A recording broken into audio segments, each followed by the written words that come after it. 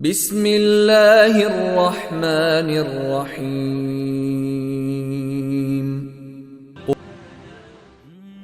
غلط بات کو پھیلایا کیوں؟ تو یہ شیطان کے راستوں کی اتباع ہے، یعنی یہ وہ کام ہے جس سے انسان 100% گناہ میں پڑ جاتا ہے۔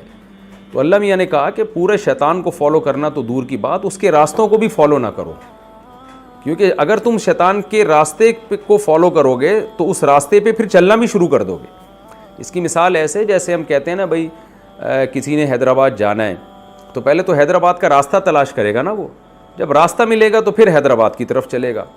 تو اللہ نے یہاں احتیاط کا حکم دیا کہ پورے شیطان کو فالو کرنا تو دور کی بات، وہ کام بھی نہ کرو جس سے شیطان کے ٹریک پہ آ کے کھڑے ہو جاؤ۔ تو ایسی خبروں میں اور ایسی افواہوں پہ اور ایسی باتیں جو پروپیگنڈے کے لیے پھیلائی جاتی ہیں، ان باتوں کو ان پہ کان ہی نہ دھرا کرو، کیونکہ سنو گے، غور کرو گے، وسوسے پیدا ہوں گے، پھر آگے نقل کرو گے، اچھے بھلے لوگ اس سے بدنام ہو جائیں گے اور اللہ کا عذاب تمہارے اوپر آئے گا۔ تو آج بھی یہ آیت اس کی واضح دلیل ہے کہ ہم جو ادھر ادھر پروپیگنڈے کی خبریں سنتے ہیں اور پھر اس پہ تجزیہ کر رہے ہوتے ہیں، بھائی جب تک یقین نہ ہو کسی خبر کو، اس کے بارے میں دھیان ہی نہ دیا کرو، اس کو آگے پھیلایا ہی نہ کرو۔ آگے اللہ تعالیٰ فرماتے ہیں وَمَن يَتَّبِعْ خُطُوَاتِ الشَّيْطَانِ، جو شیطان کے راستوں کی اتباع کرتا ہے، فَإِنَّهُ يَأْمُرُ بِالْفَحْشَاءِ وَالْمُنکَرِ، تو شیطان تو ہمیشہ بے حیائی اور بری بات ہی کا حکم دیتا ہے، اس کا رزلٹ تو بے حیائی اور برائی ہی کی صورت میں ظاہر ہوگا۔ یہ ایسے ہی ہے کہ کوئی بتا رہا ہو کہ بھائی تم فلاں علاقے کا راستہ تلاش کر رہے ہو، تو وہ راستہ تو گہری کھائی میں ہی جا کے گرے گا، تو کیوں ایسے راستوں کو تلاش کر رہے ہو تم؟ آگے اللہ فرماتے ہیں وَلَوْلَا فَضْلُ اللَّهِ عَلَيْكُمْ وَرَحْمَتُهُ، ایک اشکال کا گویا جواب دیا جا رہا ہے اس آیت میں کہ قرآن خود کہہ رہا ہے کہ یہ شیطان کی پیروی ہے کہ کسی نے خبر چھوڑ دی اور پھر اس کو نقل در نقل تم نے کرنا شروع کر دیا۔ تو ظاہر ہے شیطان تو بے حیائی اور بری بات کا حکم دیتا ہے، اور بری بات اور بے حیائی میں پڑنے کا پر اللہ کا عذاب آتا ہے۔ تو وہ صحابہ یقیناً ڈر گئے ہوں گے یہ آیت جب نازل ہوئی جو اس تہمت میں شریک ہو گئے، یا انہوں نے نادانستہ طور پر اس خبر کو آگے نقل کر دیا۔ ان کو یقین تھا کہ حضرت عائشہ نے ایسا نہیں کیا، لیکن انہوں نے صرف آگے معلومات پہنچانے کے لیے کہ بھئی اس طرح کی خبریں پھیل رہی ہیں، تو وہ صحابہ ڈر گئے۔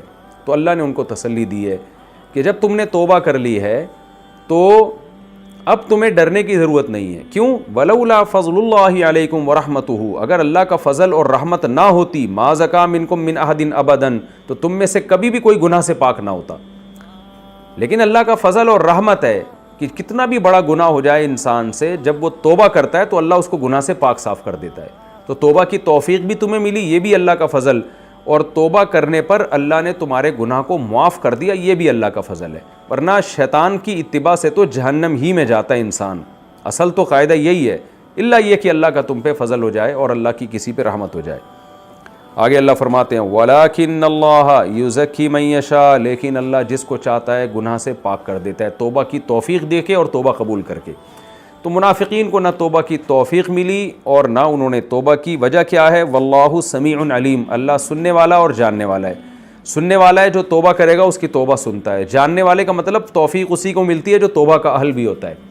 تو منافقین کے بارے میں اللہ جانتا ہے کہ یہ ہٹ دھرم ضدی لوگ ہیں، انہوں نے اسلام کی حقانیت کے اتنے دلائل دیکھے ہیں، اس کے بعد بھی یہ پروپیگنڈا کر رہے ہیں، تو اس قابل ہی نہیں ہے کہ ان کو توبہ کی توفیق ملے۔ ان کے حالات جانتا ہے، لہذا اس لیے اللہ نے ان کو توبہ کی توفیق نہیں دی۔